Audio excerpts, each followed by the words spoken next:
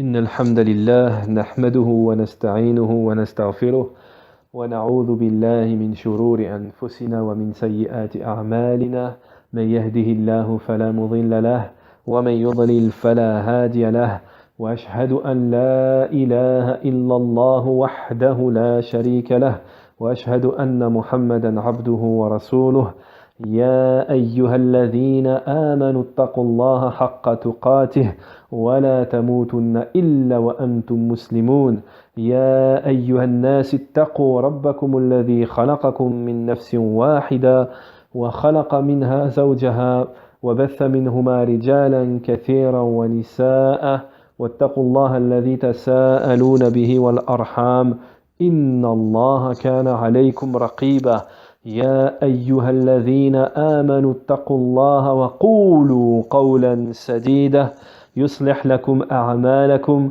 ويغفر لكم ذنوبكم ومن يطع الله ورسوله فقد فاز فوزا عظيما ألا وإن أصدق الحديث كتاب الله خير الهدي هدي محمد صلى الله عليه وسلم وشر الأمور محدثاتها وكل محدثة بدعة وكل بدعة ضلالة وكل ضلالة في النار أما بعد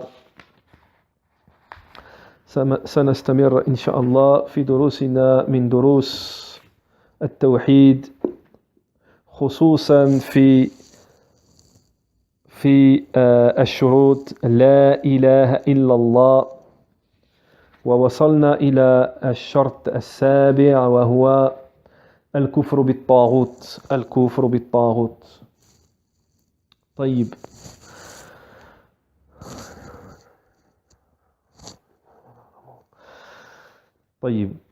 Donc nous avions dit dans le cours précédent en ce qui concerne la huitième, j'ai dit la septième, mais c'est Ash-Shart al-Thamin, c'est la huitième, Al-Kufr bit-Taghut, c'est la huitième. Nous avions dit précédemment, Cheikh Al-Fawzan nous disait, fait partie de la foi en Allah subhanahu wa ta'ala de vouer toutes les adorations, de vouer toutes les formes d'adoration à Allah seul, de vouer toutes les formes d'adoration à Allah seul. Donc, amma alladhi ya'bud Allah, donc on avait expliqué ça dans le cours précédent, le fait de vouer en quoi ça consiste? Cela consiste le fait de vouer toutes les adorations à Allah, toutes les formes d'adoration à Allah seul, sans associé. Tandis que celui qui adore Allah avec certaines adorations, mais qui adore autre qu'Allah par d'autres formes, avec d'autres formes, en prenant d'autres formes d'adoration, celui-là ne croit pas en Allah. Celui-là ne croit pas en Allah, subhanahu wa ta'ala. C'est comme celui qui jeûne, qui prie, qui fait le pèlerinage, et c'est comme ceux qui prient, qui jeûnent et qui font le pèlerinage et qui prononcent les deux attestations de foi, la ilaha illallah Muhammadan Rasulullah, walakin yad'un ghayrullah, mais qui invoquent autre qu'Allah, subhanahu wa ta'ala, qui invoquent les morts, qui sacrifient pour les morts, qui font des vœux pour les morts et qui circambulent autour, c'est-à-dire qui tournent autour des tombes. Ceux-là n'adorent pas Allah subhanahu wa ta'ala. Ceux-là n'adorent pas Allah subhanahu wa ta'ala. Bel hum mushrikun, mais ils sont des associés. Ils sont bel et bien des associateurs, pardon. Ils sont bel et bien des associateurs. لأنه لا يجتمع عبادة الله وعبادة غيره أبدا. Pourquoi? Parce que ne se réunissent pas l'adoration d'Allah et l'adoration d'autres qu'Allah subhanahu wa ta'ala. Yaqul, Allah dit subhanahu wa ta'ala dans un hadith qudsi, Allah subhanahu wa ta'ala nous dit Ana aghni shuraka ani shirk. Je suis celui qui se passe le plus d'associés. Faman amila amalan ashraka ma'iya fihi ghayri taraktuhu wa shirka. Donc celui qui fait une œuvre en ayant associé qui que ce soit, je le délaisse lui et son polythéisme. Allah Ta'ala la yarda an yushraka ma'ahu أحدا في أي نوع من أنواع العبادات. Allah subhanahu wa ta'ala n'agrée pas qu'on associe avec lui qui que ce soit dans les genres, dans quel que soit le genre d'adoration. Mais il est obligatoire que les adorations soient vouées exclusivement à Allah seul. فلا يكون الدين بعضه لله وبعضه للأصنام وللقبور. Donc, Cheikh Al-Fawzan, hafidhahullah, nous dit la religion n'est pas de donner une partie à Allah subhanahu wa ta'ala et une autre partie aux statues et aux tombes ou à un tel et un tel. La religion, c'est tout pour Allah subhanahu wa ta'ala. La religion, c'est tout pour Allah subhanahu wa ta'ala. وتحب أهل الإخلاص وتوليهم وتبغض أهل الشرك وتعاديهم وهذه ملة إبراهيم التي سفه نفسه في رغبة عنها. Donc, le fait dans le kufr bit-taghut, dans le fait de mécroire au taghut et croire en Allah subhanahu wa ta'ala, il y a le fait d'aimer les gens du culte exclusif et de s'allier avec eux et de les aimer, et le fait de détester les gens du shirk, du polythéisme, et de les haïr. Et ceci est la religion d'Ibrahim, et ceci est la religion d'Ibrahim. Donc cela est nécessaire, ce qu'on vient de dire, est nécessaire au tawhid, à l'unicité d'Allah subhanahu wa ta'ala. Ceci est nécessaire au tawhid. Men wahhad Allah wa kafara bit-taghut fala budda an yuwali ay yuhib. Celui qui unifie Allah et qui mécroit au taghut, il faut absolument qu'il s'allie, qu'il aime et qu'il secourt les aimés d'Allah subhanahu wa ta'ala. Wa hum ahlut tawhid. Et qui sont-ils? Ils sont les gens du tawhid, de l'unicité. Wa yu'adi wa yubrid ahlu shirk. Et il doit par conséquent détester et haïr les gens du polythéisme, les associateurs. Lianna Allah yubriduhum, parce qu'Allah subhanahu wa ta'ala, il les déteste. Fa anta tubrid man yubriduhum Allah. Et toi, tu dois détester ceux que Allah déteste. Amma alladhi yaqul ana ma alayha illa nafsi. Tandis que celui qui affirme moi, il n'y a que moi, je m'occupe que de moi. Wala u'adi nas, je ne déteste pas les gens, je n'ai pas de haine pour les gens, je ne rends pas les gens mécréants. Cheikh Al-Fawzan, hafidhahullah, nous dit, nous lui disons, toi tu n'as pas mécru au taghut, toi tu n'as pas mécru au taghut. La mécréance au taghut fait partie, c'est une chose qui est nécessaire, de prendre pour ennemis les ennemis d'Allah et de détester les ennemis d'Allah. Allah Ta'ala nous dit dans Surat Al-Mujadala, Surat 58, verset 22, La tajidu qawman yu'minuna billahi wal yawmil akhir. Tu ne trouveras pas de gens de peuple qui croient en Allah et au jour dernier. Yuwadduna man haddallahi wa rasulah. Qui prennent pour alliés ceux qui ont désobéi, ceux qui se sont mis contre Allah et son messager, et même si ce sont leurs pères, leurs fils, ou leurs frères, ou leur famille. Donc ça, c'est Surat 58, Al-Mujadala, verset 22.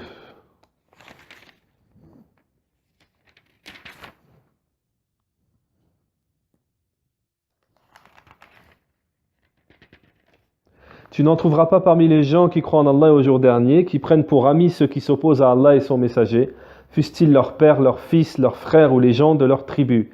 Il a prescrit la foi dans leur cœur et il les a aidés dans son secours. Et il les fera entrer dans des jardins sous lesquels coulent les ruisseaux, où ils demeureront éternellement. Allah les agrée, il l'agrée.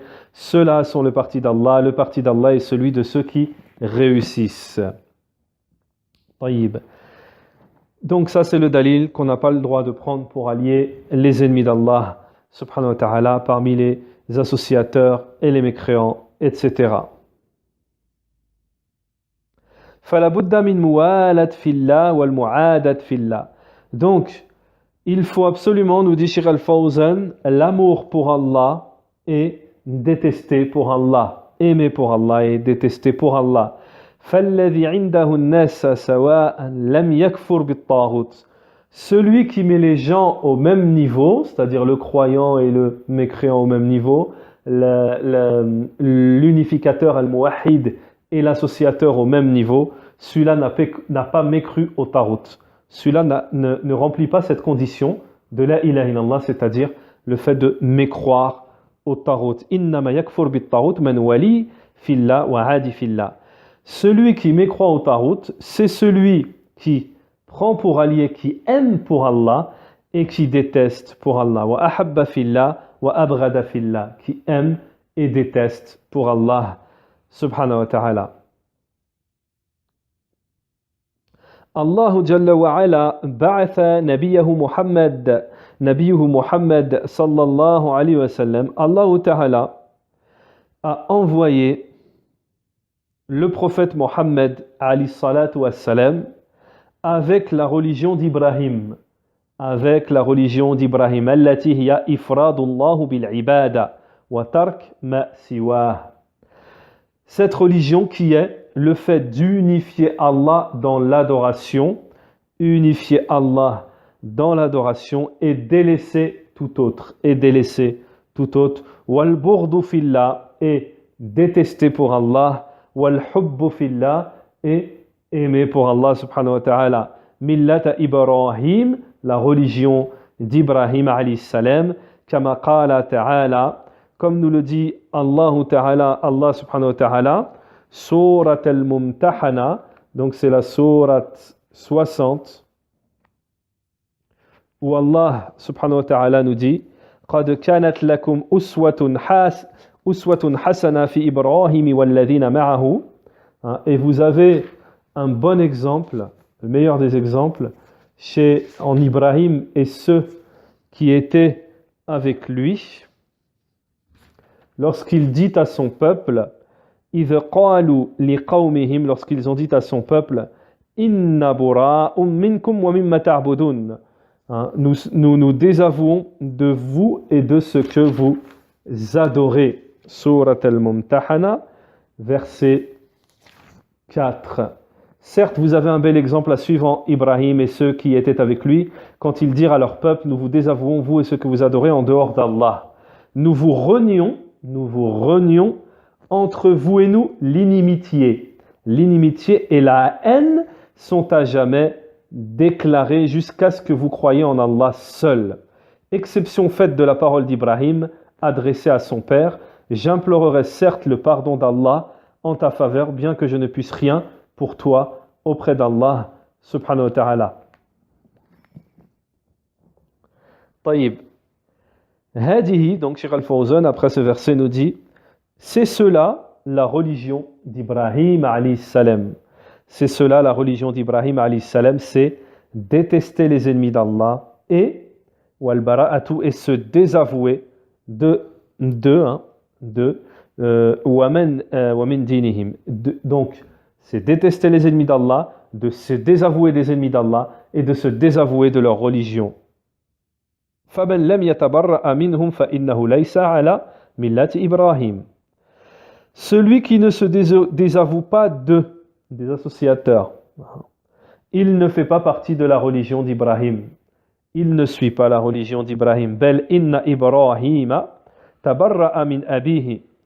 Et même Ibrahim s'est désavoué de son propre père. Il s'est désavoué de son propre père.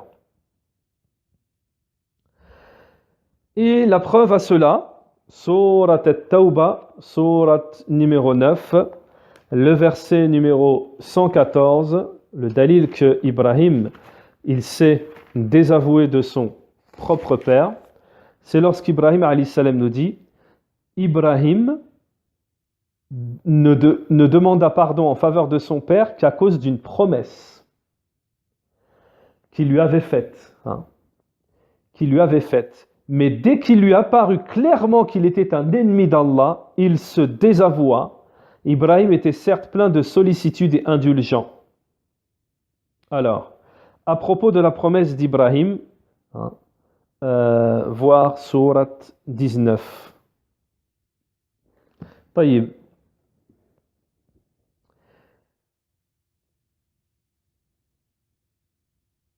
فَمَنْ لَمْ يَتَبَرَّأَ مِنْهُمْ فَإِنَّهُ لَيْسَ عَلَى مِلَّةِ إِبْرَاهِيم. Celui qui ne se désavoue pas des associateurs ne fait pas partie de la religion d'Ibrahim. Ceci est la religion d'Ibrahim, aimé pour Allah et détesté pour Allah subhanahu wa ta'ala. Alors dans le verset que nous avons mentionné précédemment, et ceci est le meilleur exemple, Allah subhanahu wa ta'ala nous a informé que Ibrahim se trouve le meilleur exemple en l'exemple d'Ibrahim alayhi salatu wassalam. ومعناه قدوة وأول السورة هذا هو التوحيد. Donc la sourate Mumtahana, verset 60 de 1 à 4, comme on l'a mentionné précédemment. Ô vous qui avez cru, ne prenez pas mon ennemi et votre ennemi comme alliés.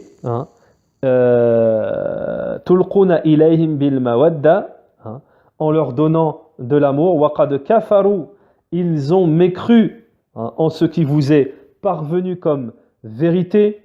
Ils sortent le prophète et vous de même. Donc on va citer cette sourate, sourate al-Mumtahana. On nous dit c'est ça le tawhid, c'est ça la religion d'Ibrahim alayhi salam.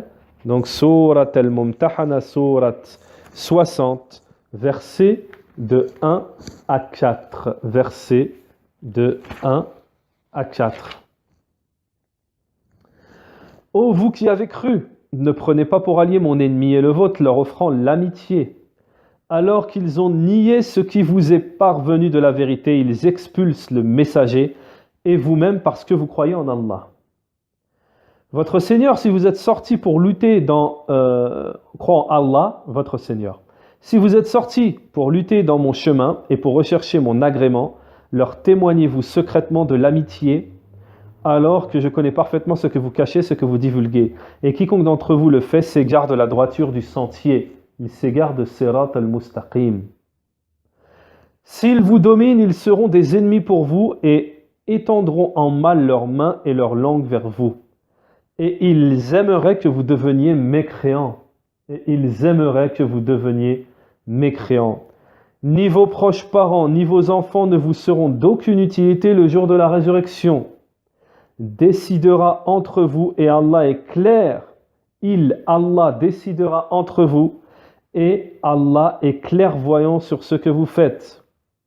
Certes, vous avez eu un bel exemple en Ibrahim et ceux qui étaient avec lui, quand ils dirent à leur peuple, nous vous désavouons, vous et ceux que vous adorez en dehors d'Allah, nous vous renions, entre vous et nous l'inimitié et la haine sont à jamais déclarées jusqu'à ce que vous croyiez en Allah seul, exception faite de la parole d'Ibrahim adressée à son père. J'implorerai certes le pardon d'Allah en ta faveur, bien que je ne puisse rien pour toi auprès d'Allah. Seigneur, c'est en toi que nous mettons notre confiance et c'est en toi que nous revenons repentants et vers toi est le devenir. Malgré ça, il faut savoir une chose, juste une petite faïda au passage, c'est que Ibrahim alayhi salam, le jour de la résurrection, il va demander à Allah subhanahu wa ta'ala, il va vouloir intercéder envers son père. Et Allah subhanahu wa ta'ala lui répondra, les mécréants, les associateurs n'entrent pas au paradis. Les mécréants, les associateurs n'entrent pas au paradis en parlant de son père. Donc, après la mention de ces versets que nous venons de citer, Cheikh Al-Fawzan nous dit c'est ça le tawhid. C'est ça l'unicité d'Allah, c'est ça le tawhid. Et c'est ça l'adoration d'Allah subhanahu wa ta'ala. C'est ça l'adoration d'Allah subhanahu wa ta'ala. وهذا هو الكفر بالطاغوت وهذا هو الكفر بالطاغوت وما يكفي أنك تقول. Il n'est pas suffisant de dire أنا أكفر بالطاغوت. Il n'est pas suffisant de dire moi je m'écrois au taghut. ولكن لا تنفذ هذا في أفعالك. Mais que tu ne t'exécutes pas à cela à la mécréance au Tarout dans tes actions, dans ta croyance avec ton cœur, alors le fait de le dire, cela ne suffira pas. Donc une autre petite parenthèse, en ce qui concerne l'éducation sur le tawhid, sur l'unicité d'Allah subhanahu wa ta'ala, on voit bien lorsqu'on raconte les récits des prophètes, et ici plus particulièrement d'Ibrahim alayhi salam, donc on sait bien que dans l'éducation musulmane, par exemple on prend un des livres qui s'appelle Qasas al-Anbiya, les histoires, les récits des prophètes, les enfants chez les musulmans, dans l'enseignement, dans l'éducation musulmane, ce livre, les histoires des prophètes sont enseignées. Dès leur plus bas âge, dès leur petit âge, on leur enseigne les histoires, les récits des prophètes. Ibrahim, première chose qu'il a fait, il a cassé les statues. Le tawhid, on leur enseigne le tawhid par le biais des messagers, des prophètes. Mais quand on est éduqué, si nos enfants sont éduqués par les mécréants, les associateurs, qu'est-ce qu'ils vont apprendre depuis leur petit âge? Ils vont apprendre Noël, ils vont apprendre Nouvel An, ils vont apprendre la Saint-Valentin, ils vont apprendre des fêtes, des anniversaires par exemple, qui à la base, si on remonte, qu'est-ce que c'est que les anniversaires? C'est des trucs païens. Ce sont des fêtes païennes. Ils mettaient des bougies pour une divinité. La même chose pour la Saint-Valentin. La même chose pour donc l'éducation sur le tawhid. C'est très important dès le plus petit âge. Pourquoi?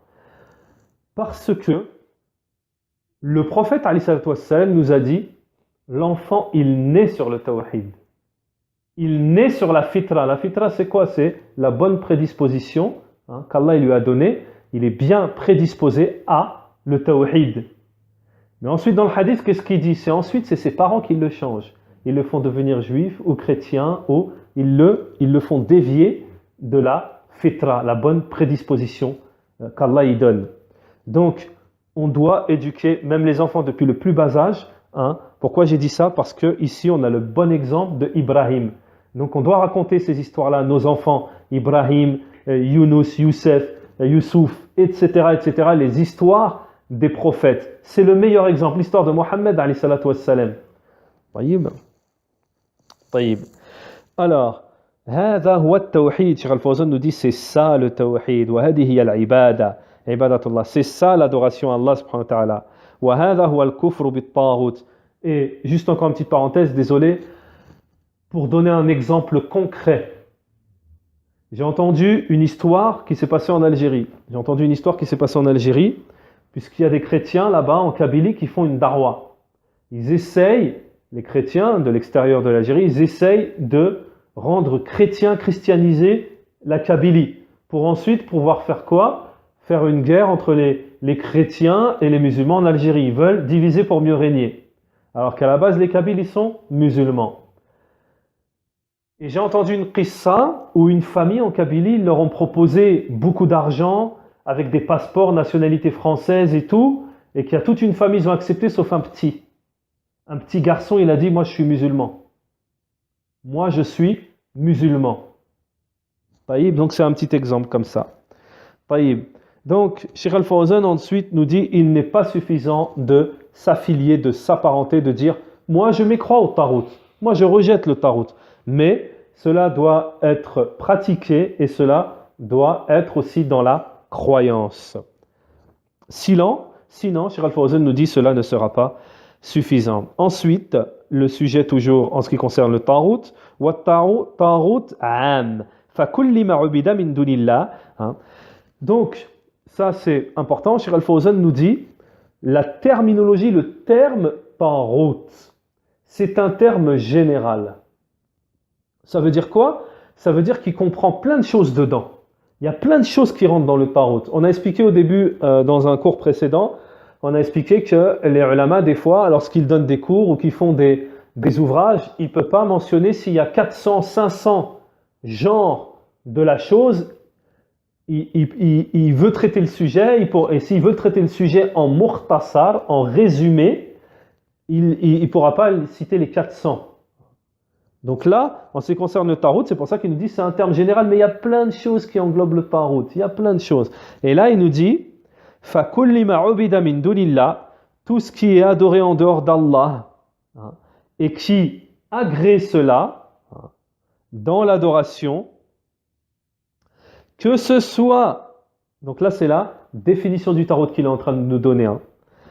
Alors, tout ce qui est adoré, le tarot c'est quoi? Définition du tarot.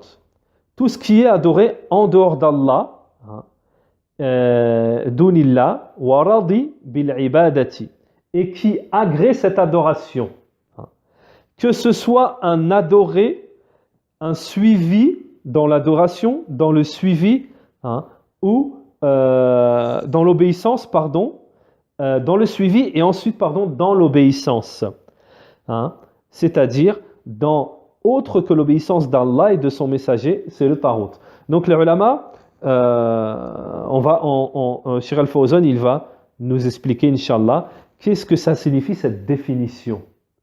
Donc moi, je vais expliquer rapidement, mais Cheikh Al-Fawzan, après, il va expliquer aussi. Dans la définition, il nous dit, donc ça c'est clair, c'est tout ce qui est adoré en dehors d'Allah et qui agrée. Ça, on a déjà expliqué, hein. C'est quelqu'un qui est adoré, quelque chose qui est adoré en dehors d'Allah et il est content, il agrée qu'on l'adore en dehors d'Allah. Donc ça, c'est tarot. Mais ensuite, il nous dit, min ma'boud.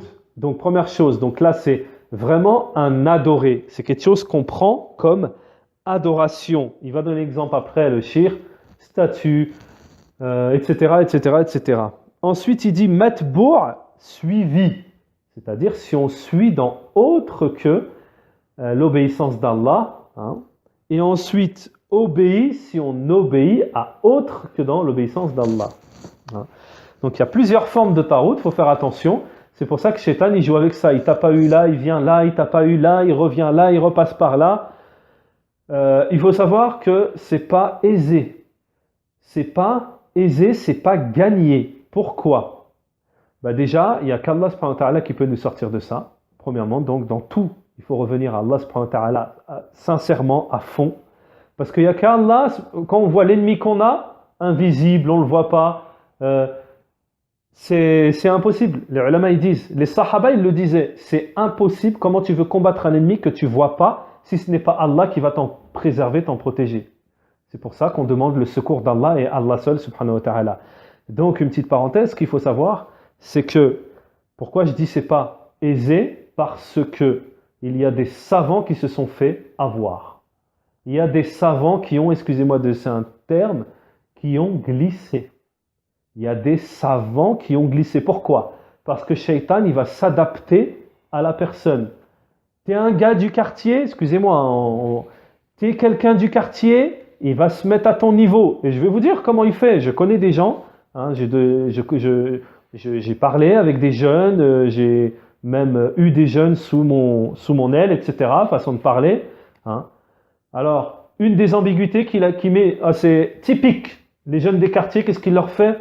Ouais, mais regarde, comme je suis pas réglo en ce moment, je fais des bêtises, je fais ça, je peux pas faire la salade et mélanger mes bêtises.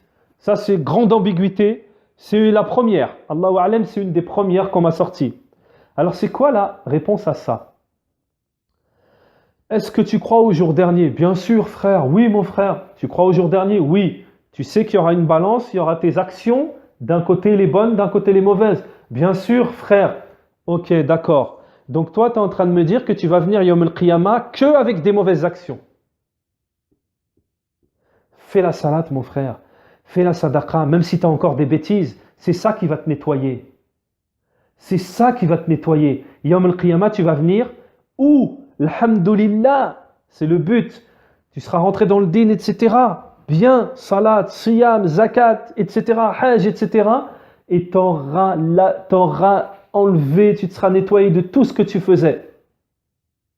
Ou bien, tu vas venir avec tes bêtises, mais tu vas venir avec de la religion. Les sadaqas qui éliminent, qui effacent les péchés. Le taouba, à chaque fois que tu fais un péché, tu dois faire taouba, il est effacé comme si tu ne l'avais pas fait. Je vous donne un dalil, kalam sahaba. Je vais vous donner un kalam des ulama des sahaba. Attention, ce que je vais dire, c'est fort. Il y a un verset qui témoigne qu'Allah subhanahu wa ta'ala, un verset du Coran qui témoigne qu'à chaque fois que le serviteur d'Allah il fait tauba, Allah lui pardonne. Même si c'est 70 fois par jour. J'ai pas encore dit qu'est-ce qui J'ai pas les mots. Lorsque ce verset est descendu, Shaitan il a pleuré. Lorsque ce verset il est descendu, Shaitan il a pleuré. Vous trouvez ça dans Ulum Jami' al-Hikam d'Ibn Rajab, il est dedans. Je crois c'est dans le hadith de Taqwa. Taqwa, la crainte d'Allah. Le Shaitan il a pleuré, il s'est dit, c'est comme si, comment je vais faire? À chaque fois il fait un péché, il fait taouba, comment je vais faire? Et même si c'est 70 péchés par jour, tu fais taouba. À chaque fois, tu fais taouba, sincère, avec les conditions. Je ne vais pas le refaire, Inch'Allah, etc. Tac. Tu fais taouba. Hein? Alors, qu'est-ce qu'il fait le shaitan? On a dit, il se met au niveau des gens. Il se met au niveau des gens. Hein? Et ça, vous pouvez retourner à un rappel que j'ai fait sur les ruses du shaitan. Hein? Dans les ruses, qu'est-ce qu'il dit? Tu as le temps de faire taouba. Après, fais les études, fais le mariage, t'as le temps. Alors lui par contre, il a eu le temps de s'armer de toutes les stratagèmes, de tous les... Donc ça veut dire quoi? Moi, ce que je veux faire comprendre, Tawhid, il n'y a que ça, il n'y a que Allah. Comment tu veux? Il a des stratagèmes que toi, tu n'y penses même pas. Tu te les imagines même pas. Des stratagèmes que quand ça te vient, tu dis, mais non, c'est pas Shaitan. Hein? Des choses, je vais vous donner des exemples. Hein. Je vais vous donner des exemples.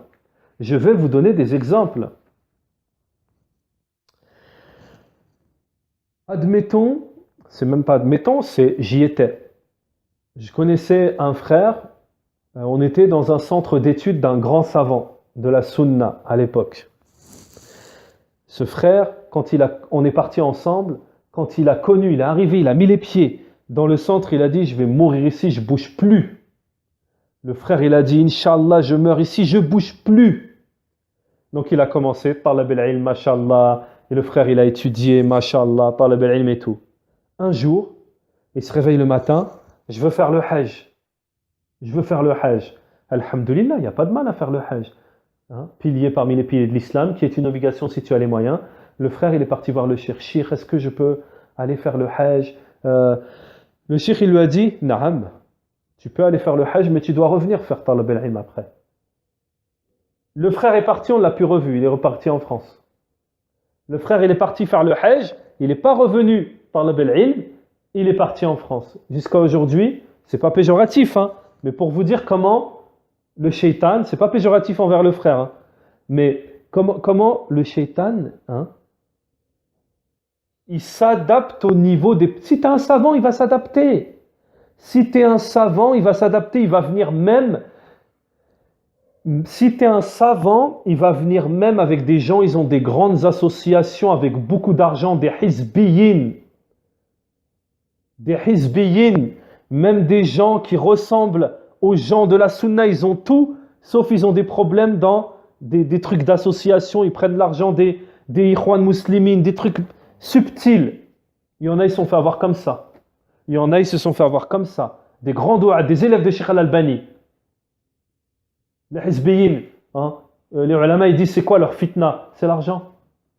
T'inquiète pas, tu rentres dans l'association, mais tu parles sur personne. Hein. Ici, il n'y a pas, lui, il a une erreur de aqida, lui, il a ça, lui, il a ça. Ici, il n'y a pas, tu parles pas, et tu auras ton argent tous les mois, tu feras partie du hizb, tu auras ton grand 4x4, tu auras ton truc. Sheikh Muqbil, rahimahullah, Sheikh Muqbil al-Wadi'i al-Yémeni, rahimahullah, le président du Yémen, il lui a dit, je vais faire de toi le ministre des Affaires religieuses. Les gens, ils venaient avec des clés de 4x4 tout neuf.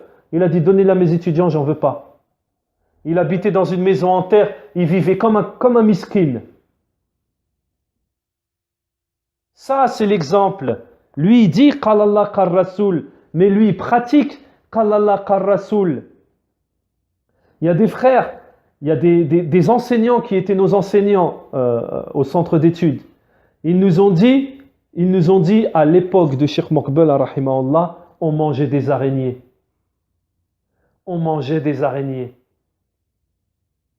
Il n'y avait pas d'électricité.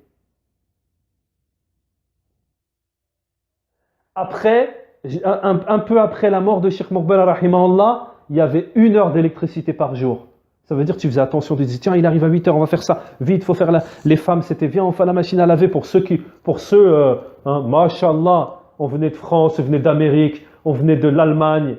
Hein, on avait la machine à laver, sinon, hein, 1 heure d'électricité par jour. Et on se plaint. 1 heure d'électricité par jour. On avait mal aux yeux parce qu'on lisait la nuit avec des bougies. On avait mal aux yeux. On savait que ça abîme les frères savaient que ça abîme les yeux. Mais c'est ça le talab al-ilm. Les ulama ils disent la yanalu al-ilm bi rihat al-jasad.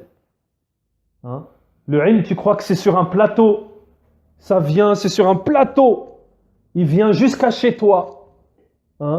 Il vient jusqu'à chez toi. Il frappe chez toi. Tiens, le ilm.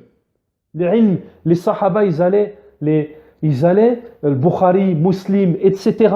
Ils allaient pour un hadith, il n'y avait pas les voitures. Il n'y avait pas les voitures. C'était 1 mois de chameau, 6 mois de chameau. Et des fois, le hadith, ils ne le prenaient pas. Parce que c'était bizarre, ambigu, mudallis, etc. La personne qui ramenait le hadith, elle ne remplissait pas les conditions du hadith. Comme celui un jour qui avait mis une carotte attachée pour faire avancer son âne. Il ne lui a pas pris le hadith. Toi, si tu fais ça avec un animal, c'est que tu n'es pas thiqat. Alors imaginez nous aujourd'hui. Les trucs qu'on fait aujourd'hui, qu'est-ce qu'ils auraient dit? Il y a une parole des savants qui dit, les compagnons aujourd'hui, ils ne vous auraient pas reconnu. Ils ne vous auraient pas reconnu. Donc j'ai fait une petite parenthèse, ça fait une petite éducation sur le tawhid. Inch'Allah, on continuera la suite dans le prochain cours. Subhanakallah wa bihamdik wa ashhadu an la ilaha illa ant wa astaghfiruka wa atubu ilayka.